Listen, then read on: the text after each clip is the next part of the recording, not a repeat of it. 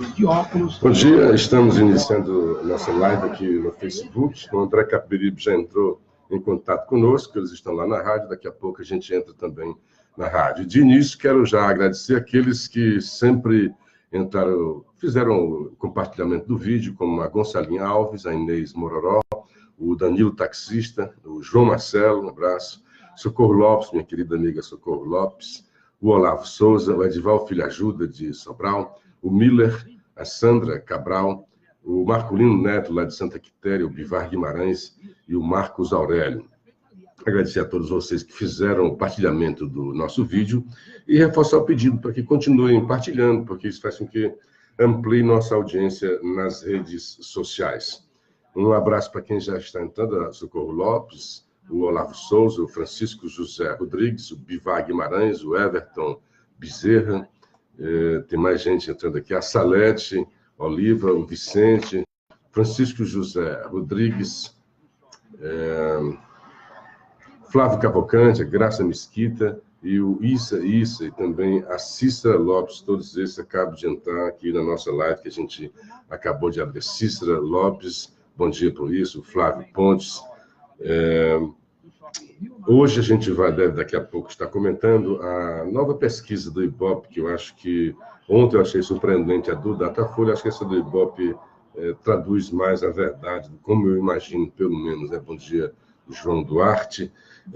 O programa Hora da Notícia é transmitido todo dia, de 5 às 7 da manhã, pela Rádio Assunção de Fortaleza e retransmitido pela Rádio Ressurreição de Sobral e a Rádio Princesa do Norte, em Morrinhos, de 5 às 7 da manhã, com jornalistas André Capiberibe e Renato Abreu. E a minha participação a partir das 6 horas, quando eu faço também essa live. Bom dia para Mari Dalva Argenal, o Flávio Cavalcante mandando bom dia para todos nós. A Graça Mesquita, bom dia para você, paz e bem também para você. Estão nesse momento lá na Rádio Assunção e a gente já vai dar entrada agora na nossa participação na rádio. A Hora da Notícia. Bom dia, Nego Fábio. Dos jornalistas André Capiberibe e Luciano Kleber. Renato Abreu. Luciano conosco. Bom dia, Luciano Kleber. Bom dia, André Capiberibe. Bom dia, Renato Abreu. Bom dia, nossos queridos ouvintes da Rádio Assunção, da Rádio Ressurreição de Sobral e da Rádio Princesa do Norte, em Morrinhos. Um bom dia especial para quem já entrou em contato conosco pelo WhatsApp, como o Emanuel, lá de Garanhuns, falando de uma carreata grande que houve lá em Recife ontem pelo Bolsonaro, o Odair de São Paulo, o Gilardi do Canidezinho, o professor Fontoura, a Sandrinha, nossa querida Sandrinha, o Ronilson de Boa Viagem, o Moacir Pontes, o Bivar Guimarães, o Haroldo Braga de Sobral, Dr. Paulo Roberto, o Capitão Silva de Quixadá e o Walter Lan, e ainda Socorro Lopes e o Cássio Araújo, que já estão aqui também na live no Facebook. Bom dia, gente. Bom dia. E nos foi feito um convite, né, Kleber? Para a próxima semana, sexta da semana que vem. Pois é, vocês já estão aceitando? Então, nós já podemos convidar os nossos queridos ouvintes. Houve o convite ontem, tem que entrar de volta lá para até ver os detalhes, né? Você fizer essa zona da casa, pode fazer. Pois é, então, a partir de sexta-feira, a partir das 19 horas, no convite da dona, lá, a Sandra Cordeiro foi quem intermediou, achou interessante a ideia, a gente vai replicar o programa Hora da Notícia, às 19 horas da próxima sexta-feira, dia 21 de setembro, lá no Café. É a outra, né? Na outra, perdão, na próxima, depois dessa, né? Na outra sexta-feira, nós vamos só acertar os detalhes, mas já houve convite, já estamos aceitando aqui de público. A gente vai participar, vai fazer uma rodada como se fosse aquela rádio dos anos, década de 60, 70, 50, sei lá, onde havia plateia nos estúdios. Vamos fazer old school do rádio, né? A velha escola do rádio, onde tinha plateias, onde tinha... Só que vai ser só o nosso programa. Os convidados que estarão lá serão como os nossos ouvintes daqui, poderão fazer perguntas, intervenções, e a gente vai comentar. Pois não, Renato? Não, eu estou dizendo, quem quiser ir, pode ir aberto ao público, né? Claro que tem um limite lá, porque o espaço tem limitação, mas os nossos ouvintes, quem quiser ir, pode ir. Tem um limite físico. É bom chegar cedo, então, por causa disso. É muito simpático lá o local, é o Café Patriota, ele fica ali na Santos Dumont, de quem vem do centro, quase chegando na Praça Luísa Távora. Fica do lado esquerdo de quem vem do centro rumo ao Aldeota. Então, a ideia é muito interessante, a gente vai estar lá como se estivesse participando aqui, normal, a gente abre o programa falando das manchetes, das notícias, das nossas opiniões sobre as notícias do dia, e do jeito que eu faço aqui, às vezes um ouvinte faz um comentário e a gente comenta em cima. Luciano, só para Santos Dumont, esquina com Carlos Vasconcelos. Pronto, Santos Dumont, esquina com Carlos Vasconcelos. Olhando para a Praça Luísa Távora, aí tem lá o Café Patriota. Café Patriota. É um local muito simpático, os donos também muito simpáticos, e eles estão sempre discutindo ideias, a intelectualidade, tá por lá. Então, todo mundo é bem-vindo, pode participar desse programa.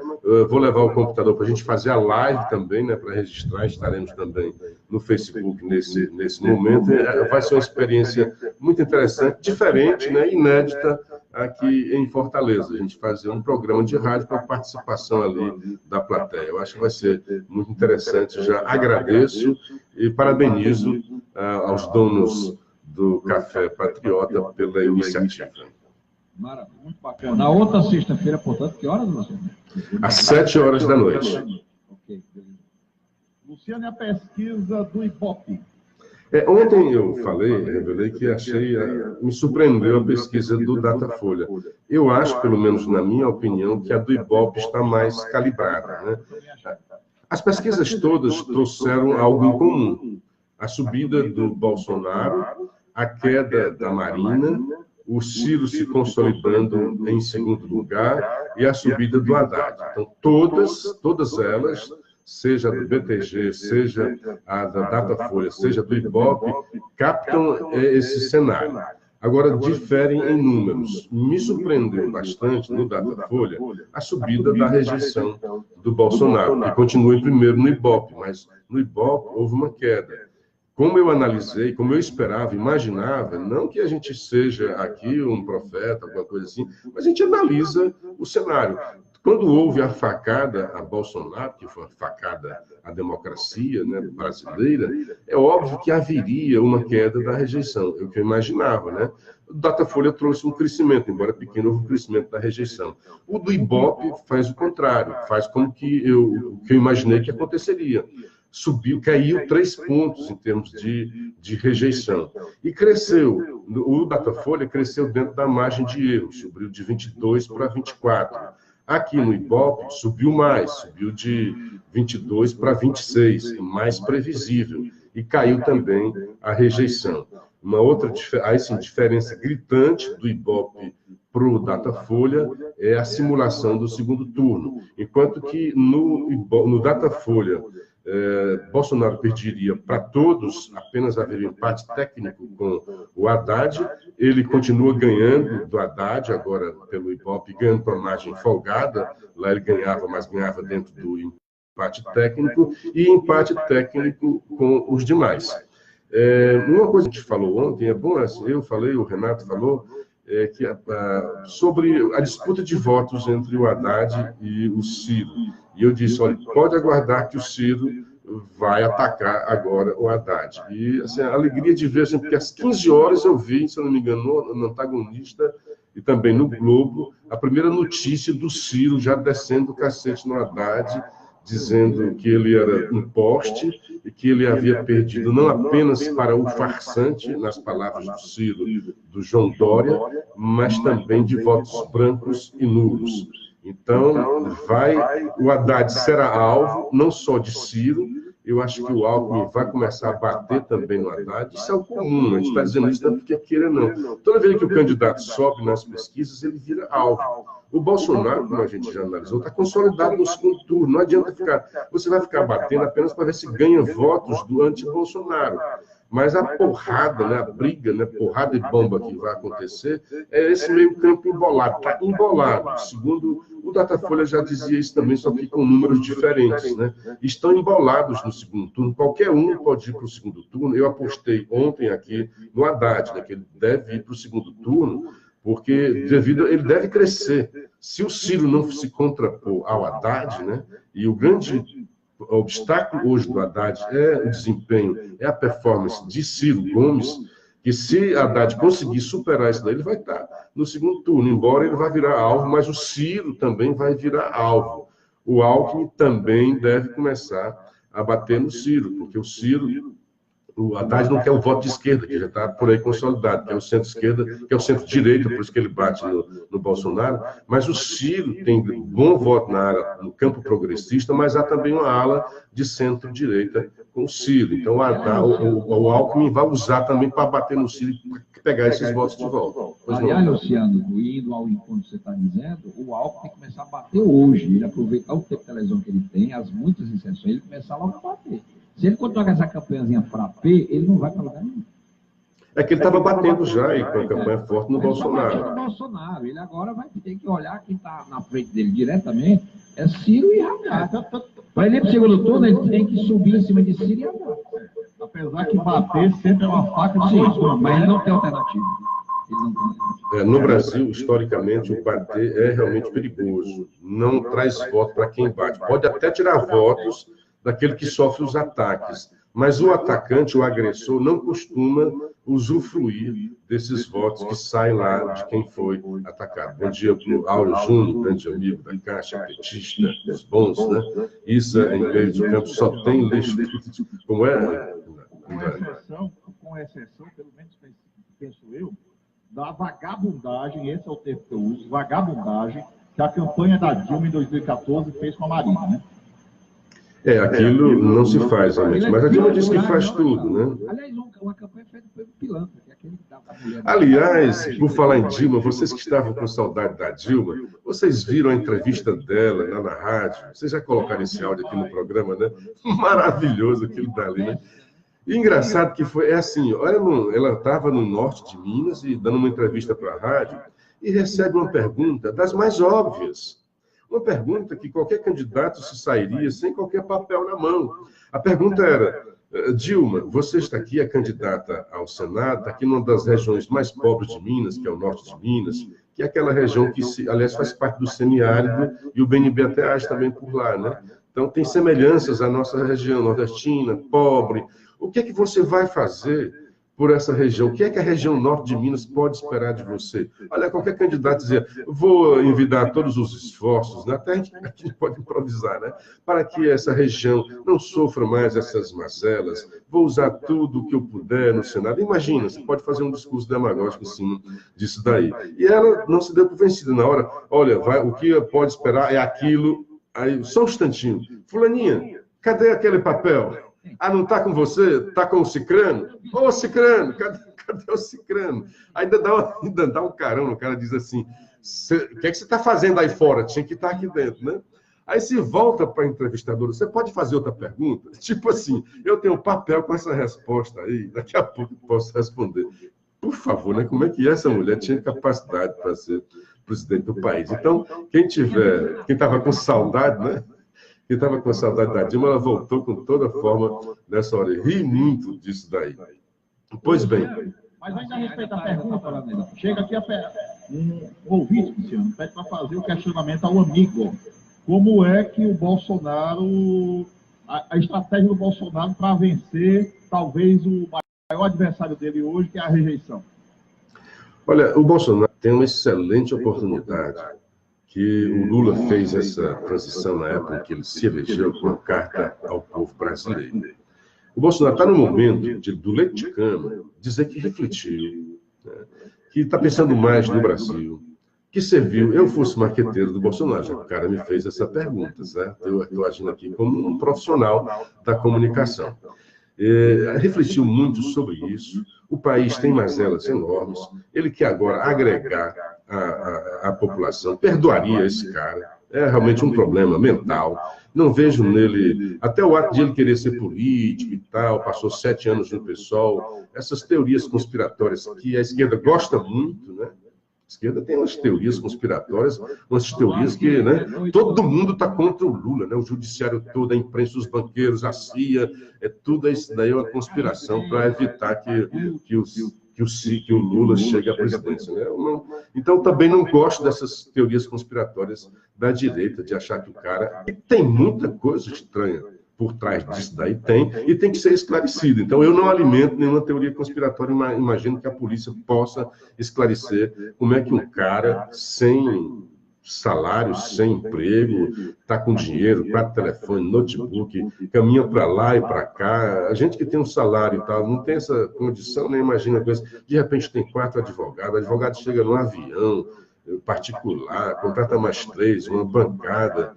Puxa, e outra, o que é deplorável, tem vaquinhas, tinha gente fazendo vaquinhas virtuais. Aí os próprios sites aqui, olha, não vamos aceitar esse negócio não, que isso aí é muito esquisito, né? Mas tem, o próprio advogado está dizendo que parece um criança esperança. A quantidade de gente querendo bancar, né, dar dinheiro para tentar soltar o cara. É o fim do mundo, isso. Você está retratando é o fim do mundo. Não, isso é a esquerda sociopata brasileira. Tem gente assim na esquerda. Tem gente que acha que, puxa, o cara, primeiro, eu acho que ele deveria ter sido morto, bandido, né? Eu acho que eles imaginavam. Tem universidade que acha isso, professor com título de doutorado. Você quer mais? Eles imaginavam, se há uma conspiração, né? O cara mataria o Bolsonaro. Ele foi ali para matar o Bolsonaro. Ele não foi ali para fazer carícias ou fazer uma coisa leve, ou um risco. Ele foi ali para matar o Bolsonaro. E segundo as notícias, houve uma mão ali de um segurança que na hora tirou, então o ataque foi menos letal. Não foi letal, né? Foi perigoso, o Bolsonaro está na sua segunda cirurgia, mas era para matar. Então eu acho que o Bolsonaro aproveitaria isso aí para tentar dizer, olha, tem as questões econômicas, fazer a sua carta, era a hora da sua carta ao povo brasileiro. Eu sei que não é dele, mas também não era do Lula, e o Lula usou aquela carta naquela época, porque ele já estava como candidato, tentar fazer um discurso diferente. Eu sei que não cabe nele a capa do Bolsonarinho, paz e amor, mas uma tentativa de reconhecer alguns erros. Olha, algumas frases minhas são realmente deploráveis, são infelizes, eu estou tentando mudar. Eu estou dizendo isso como é que eu, marqueteiro do Bolsonaro, faria para ele tentar, foi a pergunta, né? Quem foi o ouvinte, André? O Sérgio. Pois bem, Sérgio, eu faria isso, né? Tentaria, não é que eu tentasse mudar o Bolsonaro, mas dizer, olha, eu refleti, eu estive entre a vida e a morte, eu sei como isso é complicado, né? E tentar, eu quero agora unir o Brasil, eu quero dar eu sei que realmente tem uma missão. Deus me livrou da morte porque realmente é uma missão. Eu estou indo dentro do discurso que o Bolsonaro já vem fazendo. É realmente uma missão. Eu quero dar a vida pelo povo brasileiro e quero fazer o melhor governo que vocês já tiveram. Não vou aceitar uma segunda eleição, não terá reeleição do meu governo e darei todas as minhas energias que estão agora redobradas pelo amor do povo para fazer isso um Brasil grande e retornar a sua economia, o emprego, que todos tenham dignidade. Esse seria o discurso que eu faria para o Bolsonaro. Eu concordo com o amigo em parte, apenas acho que o Bolsonaro tem uma característica que é a autenticidade e que ele não deve perder isso, porque a chave do sucesso dele, aliás, tem duas coisas que são chave. Primeiro, a autenticidade dele, um discurso que cala fundo na maioria do povo brasileiro, e a postura de honestidade na vida dele, né? A vida do Bolsonaro é uma vida de honestidade, né? O cara que é 28 anos político neste Congresso cheio de bandidos e corruptos e nunca se corrompeu. Então, isto é a fortaleza dele. Eu concordo até com ele. Agora, ele não pode perder a autenticidade. Mas sem perder jamais a sua autenticidade. Sérgio, se você for levar essa sugestão para o Bolsonaro e ele aceitar, você fala que eu cobro barato, viu? Aí Eu acho que essa questão de perdão deixa para Deus. Deus perdoa, Deus é misericordioso. Ele tem. Agora, a carta, eu concordo contigo. Eu discordo assim. Eu acho que o perdão está em nós, viu, Renato? Eu acho que a gente tem que perdoar todo dia, perdoar os nossos inimigos, perdoar quem nos ofendeu. E pedir a Deus que nos dê essa capacidade de perdoar. Eu acho que nós temos que. Nós temos que. Só tem esse cuidado, porque às vezes você fica ali na mão de marqueteiro, o marqueteiro transforma você num ventrilo, né? E essa não é a característica do Bolsonaro. E, aliás, o sucesso dele está, na minha opinião, exatamente nisso. Ele não é boneco de marqueteiro. Estou dizendo que marqueteiro manda do Mas Bolsonaro é um cara que faz marketing pra caramba nessa campanha, certo? Ele faz tudo, ele pensa em termos de marketing também, viu?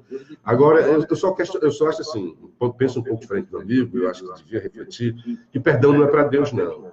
Perdão, nós temos que perdoar, porque tem até na frase, tem na oração que Jesus ensinou. Perdoar os nossos pecados, assim como nós perdoamos aos nossos inimigos. Isso é a frase de Jesus Cristo, não é minha. E para nós vivermos bem, nós temos que todo dia perdoar. Não, deixa eu falar um pouco sobre o perdão. Porque eu faço esse exercício, até na terapia que eu fiz, porque eu sei que é difícil a gente fazer o perdão. Mas se, como você diz, que é o perdão de Deus, primeiro nós temos que perdoar a quem nos ofende.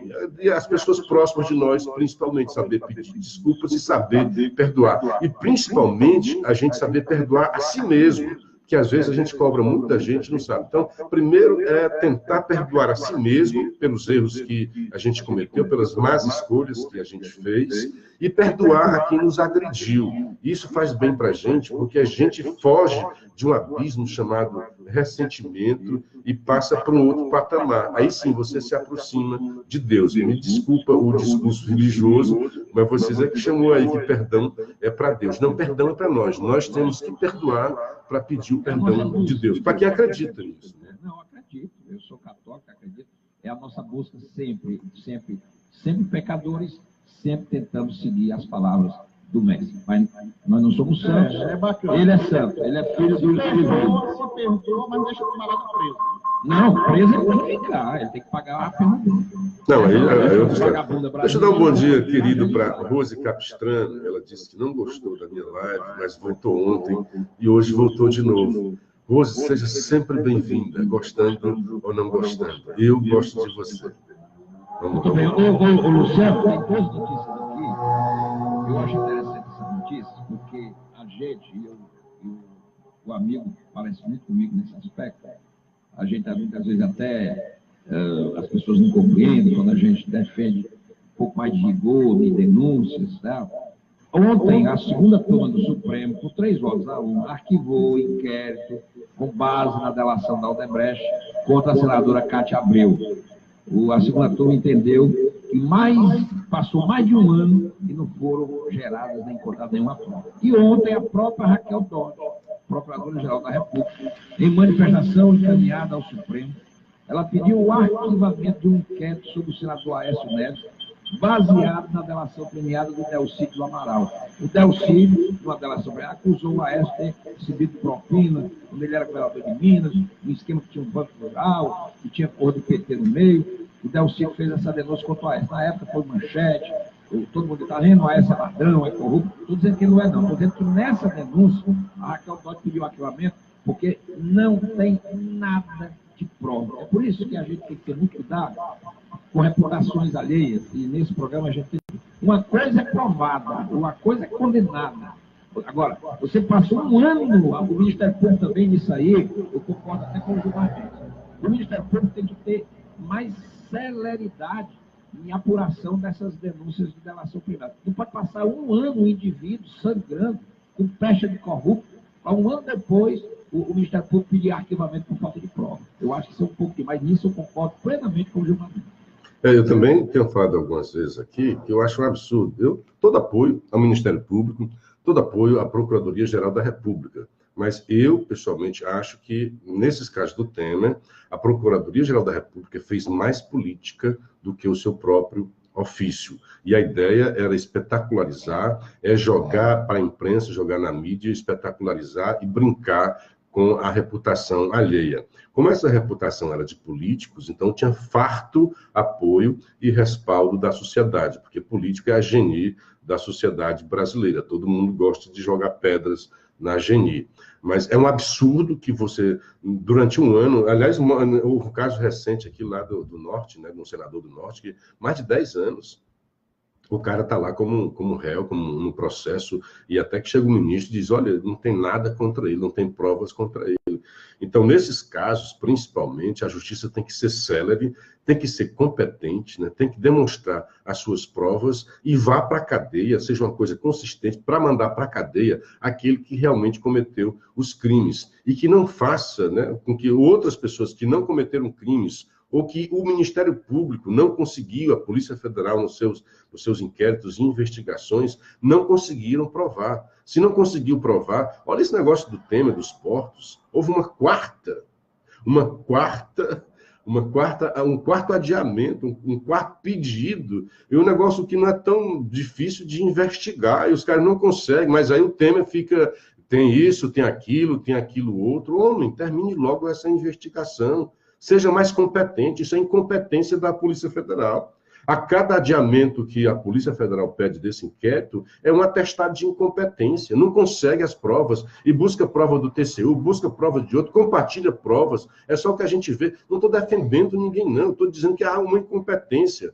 E o Ministério Público, eu acho também, nesse caso eu concordo com o Ciro, devia também se precaver mais um pouco. Olha, quando abre o inquérito, a investigação, já vai dar uma entrevista coletiva, já disse que o cara não presta, aí daqui a um ano, olha, foi mal, não era bem aquilo que a gente falou. Como é que é isso, né? Porque você enxovalha a reputação de uma pessoa e o político, embora a gente não goste, ele vive, todos nós vivemos da nossa reputação, mas o político, mais do que nós, vive dessa reputação e é fatal para os seus objetivos políticos, né? Porque se alguém diz que ele não presta, como é que ele vai adquirir voto, que é o seu principal capital? Não estamos defendendo bandidos, não. Os bandidos têm que ter a sua prova comprovada, ir para a cadeia e pagar pelos seus crimes, como já está acontecendo. Mas essa coisa, voltar para a caixinha, eu entendo do Ciro, o Ministério Público tem que ser mais competente e menos malabarista, né? Menos holofotes. Tem que procurar mais. Eu sei que parte do Ministério Público diz que se não tiver o apoio da sociedade, não vai conseguir ir para frente.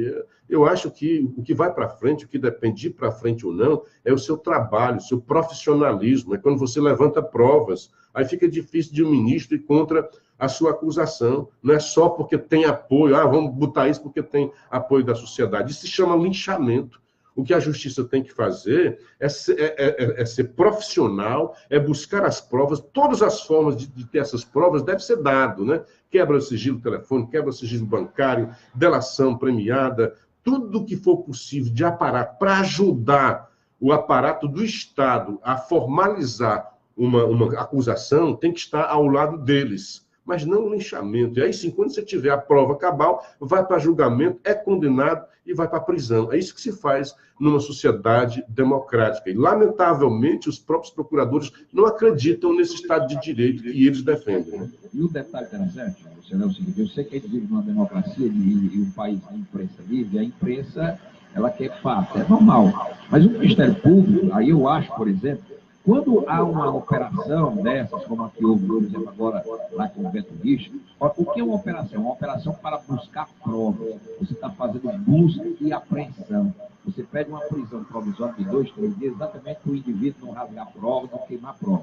Quando você está fazendo a busca e a apreensão, você ainda vai analisar o que você apurou para saber se tem elementos probatórios do que você supostamente imaginava que acontecia, para você oferecer uma denúncia substancial, para que aí sim a justiça, recebendo a denúncia, transforme aquele agente público em réu. Ora, você chamar uma coletiva de imprensa, no dia da operação, sem ter nenhum elemento, eu acho que isso é jogar para a plateia. Eu acho que esses cuidados, uma coisa é você oferecer uma denúncia e chamar a imprensa, porque quando você oferece a denúncia, você já apurou provas, você já se convenceu da culpa, e tanto que você está denunciando o indivíduo para que ele responda na justiça. Mas você está fazendo uma operação em que você ainda está atrás de prova, e aí já está dando entrevista coletiva, aí eu acho que é colocar o carro diante dos dois. Concordo com você. Aliás, o ouvinte, Ronaldo Souza Pereira, será que o Janot, que foi acusado de excesso, não tinha razão? Eu acho que cada vez mais está demonstrado que ele não tinha razão. Há uma fragilidade enorme de tudo aquilo que ele fez, que ele tentou ajambrar para atacar politicamente o Temer e prejudicou muito o país, porque não deixou fazer as reformas. E hoje a gente estaria muito melhor. O tempo está dizendo o contrário, viu, amigos? Muita coisa dentro ali da Procuradoria-Geral da República não cheirava bem. Deixa eu dar um abraço para o Abílio Araújo, para o Luiz Carlos, o Luiz Edmar, o Wellington Moreira, o Miller, a Gorete Alencar, o Carlos Rafael lá de Morrinhos, e também a Rose. Ontem ela mesma disse, olha, você está vendo aí como é diferente do Beto Richa, né? Ele foi solto, vai ser preso, foi condenado em segunda instância e vai ser preso só por uma semana.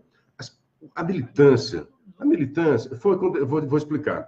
A militância, né, principalmente, vem de cima, né, os sites e tal, jogam esses fake news e atrapalham os militantes que eu não acho nem desonesto, não, eles não têm tempo de investigar, de ir atrás. Então, engolem o que vem de cima, como foi o caso da minha querida amiga, e por causa dela, em homenagem a ela, eu fui pesquisar. O Richa, são duas coisas completamente diferentes, assim como tem várias coisas contra o Lula. O Lula está preso porque foi condenado em segunda instância e num processo X. Há vários outros processos contra o Lula, pelo menos uns 6 processos em que ele vai figurar como réu. O Beto Richa, a mesma coisa. Teve um processo em que agora, em agosto, quer dizer, não faz um mês, né? Vai completar um mês agora. Você vê que o Lula foi condenado e passou muito tempo, então, para ser preso.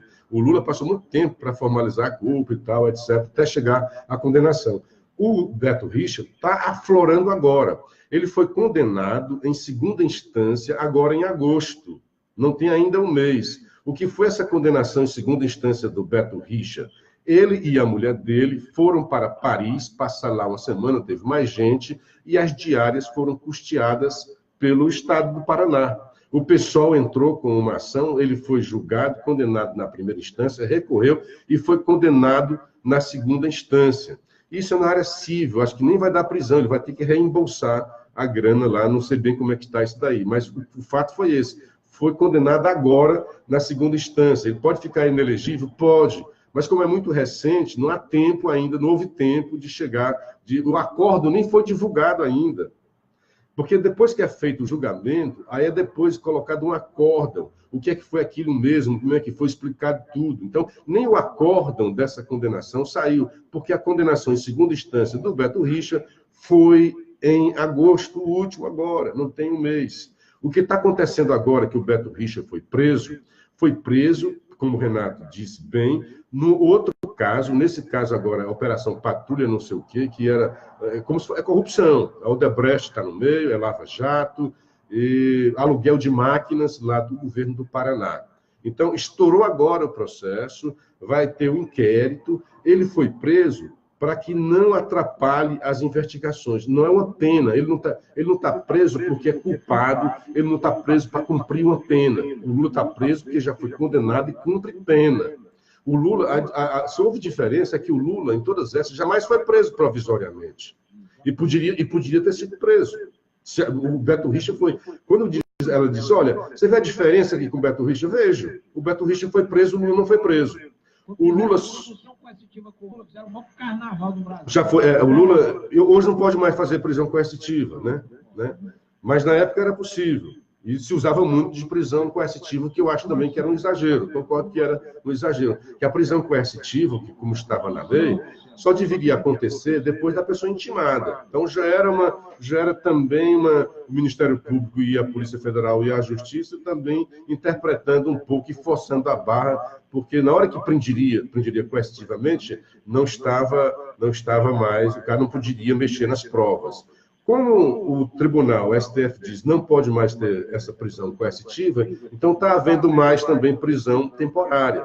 Então, prendeu-se o Beto Richa lá no Paraná. Nesse momento, não é uma culpa formada, não é condenação. É apenas para que ele não atrapalhe as investigações. É uma prisão temporária, não é temporária, a outra é preventiva, são 2 nomes, mas é uma que nenhuma delas é por questão de culpa. É para não atrapalhar... No caso, é para não atrapalhar as investigações, e no outro caso, é para que ele pare de cometer crimes. Então, quando a justiça prevê que alguém pode dar continuidade aos crimes dos quais ele é acusado, então há também a possibilidade de prisão temporária. Então, São dois casos, tá? Não tem nada a ver de injustiça, fizeram isso com o Lula e o Beto Richa foi diferente. Se há diferença do Beto Richa, é que o Lula não foi preso preventivamente e o Beto Richa foi. Você não tem aqui um áudio de 40 segundos que me chega? Eu queria aqui colocar, vamos escutar juntos e só para lembrar aqui, é porque tem uns ouvintes que mandando mensagem achando que a gente vai fazer um programa pela Rádio Assunção. Gente, só para corrigir. Na outra sexta-feira, passando essa outra, a gente vai estar lá no Café 7h30 da noite. A gente vai fazer um programa aqui lá, mas não vai ter transmissão pela Rádio Assunção, não. Porque tem um ouvinte aqui dizendo aqui, e a Voz do Brasil? Não vai ser transmissão. Vai ser pelo Facebook, e quem quiser assistir lá ao vivo, não vai ser pela Rádio Assunção, que está transmitindo a Voz do Brasil às 7 da noite. É bom explicar, porque, na verdade, é um evento diferente, né? Que está sendo promovido pelo Café Patriota. O pessoal gosta do nosso programa.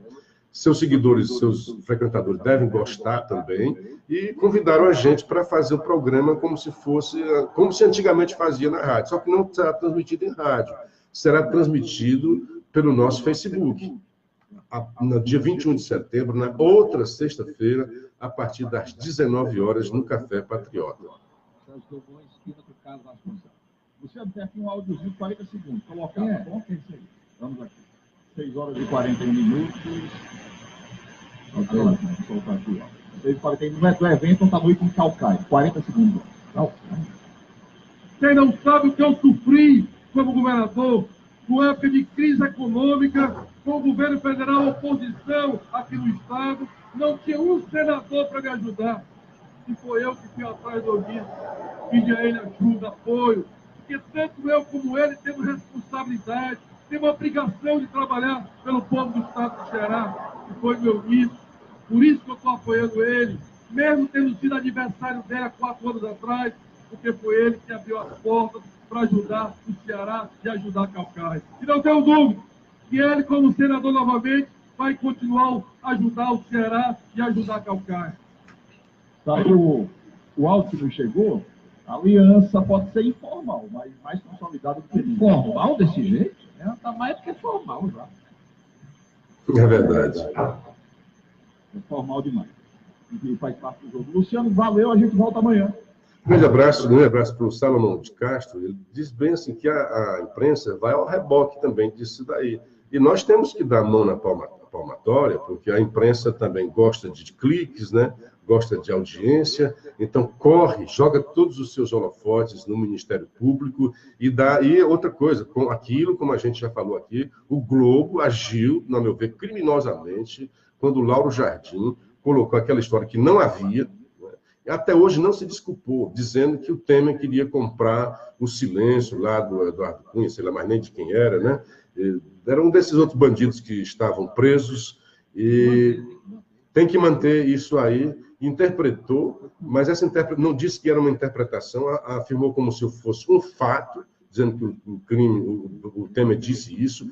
A própria justiça não deu acesso à fita para o Temer se defender. Isso por mais que não se goste do Temer. E quando eu digo isso, Temer, eu digo isso que o Lula também sofreu muito com isso. A Dilma também sofreu muito com isso. Os dois lados. Então, a imprensa nesse lado, nessa hora aí, é como se tivesse do lado ideológico, que é a audiência, e acabou. Tentou derrubar o Temer, tentou fazer o que se fez contra a Dilma e contra o Lula. Muitas das coisas que foi feita contra o Lula, a imprensa também estava errada, também dava uma ênfase que não merecia, mas às vezes até numa tentativa, e olha que se diz que a imprensa é muito esquerdista. Então, a gente dá muito vazão aos vazamentos, né? Eu sei que a imprensa está na dela tendo o vazamento, ela tem que realmente colocar para noticiar, mas a imprensa foi manipulada o tempo todo, porque vazamento é manipulação. Por isso que é bom quando tem esse negócio. Teve um vazamento, coloca logo a luz do sol, quebre o sigilo, porque a pessoa que faz o vazamento está manipulando. Você tem o processo todo, aí ele clica lá, né, pincha lá uma parte do processo e joga para o jornal colocar. Aí, como tem só um lado, aí fica desequilibrado. Então, é por isso que é bom a luz do sol. Teve um vazamento, abra o sigilo logo de tudo para que a sociedade saiba e não fique refém desses manipuladores da opinião pública. Grande abraço, André Capiberibe, grande abraço, Renato Abreu. A Rose ama a gente, né? Está sempre aqui assistindo, dizendo coisas que a gente está dizendo besteira, que a gente deve se informar mais, né? Eu, Rose, por dever de ofício, procuro sempre me informar muito, viu? E trazer para cá o fruto daquilo que eu me informo. Agora, vejo em você o contrário. Então, um pouquinho mais de paciência com isso. E tenta ler mais um pouco também e não ver só o seu lado. Grande abraço, André, Renata, aos amigos da Rádio Assunção de Fortaleza, Rádio Ressurreição de Sobral, Rádio Princesa do Norte de Morrinhos. A vocês todos, um abraço bastante carinhoso, um dia proveitoso e até amanhã, com a graça de Deus. O Wilton Bezerra, bom dia, grande Bezerra. Ele mandou uma mensagem aqui legal. Grande Wilton.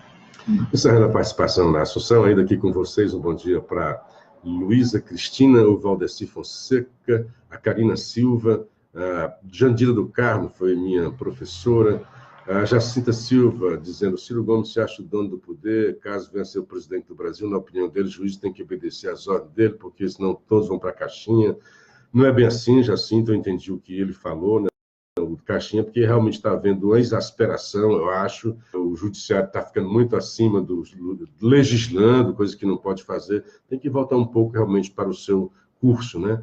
Bom dia para o enfermeiro Valber Souza, o Mábio Espinosa, Marluce Linhares, a Eliana Franco, mandando também um bom dia para a gente. A Rose Capuchino, houve tentativa de prisão coercitiva contra ele, lembra? Claro que eu lembro, disse isso daqui. Houve uma tentativa, foi o que o Renato falou. A própria tentativa de prisão coercitiva deu maior away, o que não havia com nenhum dos outros. Até então, havia mais de 100 pessoas, mais de 100 mandados de prisão coercitiva tinha havido no Brasil, na Operação Lava Jato, e nunca ninguém levantou nada. Quando foi com Lula, todo mundo falou. Claro que é um grande, né, personagem e tal, mas há também um realce diferente, né, como se a lei para ele fosse diferenciada, né? Bom dia para Eliette Soares, o Luiz Carlos Cipriano, falando da iniciativa do Café Patriota, o Adriano Figueiredo, o César Silva, o Salomão de Castro, já falei, a Sandro Cabral. Grande abraço, amigos, foi um prazer estar com vocês. Amanhã a gente volta nesse mesmo horário. Até lá.